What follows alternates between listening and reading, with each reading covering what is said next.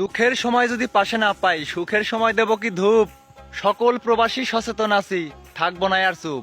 প্রবাসীর জন্য 2টা টাকা যায় তোমাদের পকেটে, ইউএস বাংলার মালিক হয়ে ভাব ধরেছে রকেটের।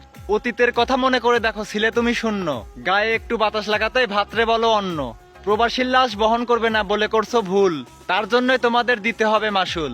বাংলাদেশের বীর মুক্তিযোদ্ধারা যদি 9 মাস যুদ্ধ করে শহীদের খাতায় নাম ওঠে, আর বাংলাদেশের রেমিটেন্স যোদ্ধাগুলো বছরের পর বছর জীবন যুদ্ধে যুদ্ধ করে বাংলাদেশের রেমিটেন্স পাঠায়, জীবন যুদ্ধে যুদ্ধ করতে করতে একসময় ক্লান্ত হয়ে মারা যায়, আর এই রেমিটেন্স যোদ্ধাগুলোকে শহীদ না বলে তোমরা বলো পচা লাশ। 9 মাস যুদ্ধ করে যে সমস্ত শহীদরা মারা গেছে, প্রত্যেকটা প্রবাসী রেমিটেন্স যোদ্ধাগুলো তাদের থেকে কম না, আর তোমরা বলো সে সমস্ত প্রবাসীর লাশগুলো তোমরা বহন করতে পারবা না। প্রবাসীর নিয়ে যাওয়ার সাবান শ্যাম্পুগুলো তোমরা বহন করতে পারবা, কিন্তু প্রবাসীর লাশ বহন করতে পারবা না। আর তোমাদের সেই ইউএস বাংলা এয়ারলাইন্সে আমরা কি হিসু করতে যাব?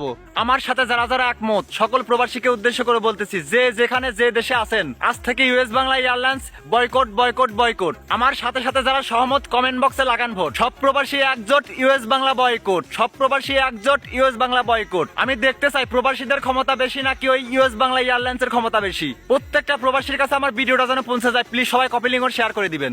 আজ থেকে US Bangla boycott boycott boycott. সকল প্রবাসী আজ থেকে US Bangla boycott boycott boycott.